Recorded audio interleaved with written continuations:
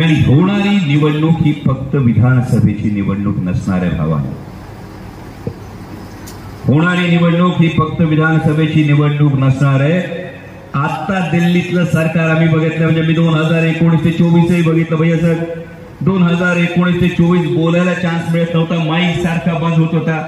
आता तुम्ही सगळे असे वाघासारखे भांडतात. राष्ट्रवादी काँग्रेस पक्ष, शरदचंद्र पवार पक्षाचे सगळे खासदार, म्हणजे त्या दिवशी भैयासाहेब रेल्वेवर बोलले, निलेश लंकेजी दुधावर बोलले, बजरंग बाप्पांनी तर बीडसाठी विमानतळ मागितला, अमर काळे साहेब बोलले, सुप्रियाताई तर या नेहमीच बोलत असतात. पण हे सगळं होतंय, ही परिस्थिती बदलली आहे. कारण दिल्लीतलं सरकार अजून डळमळीत आहे. त्यामुळे एक धक्का और दो.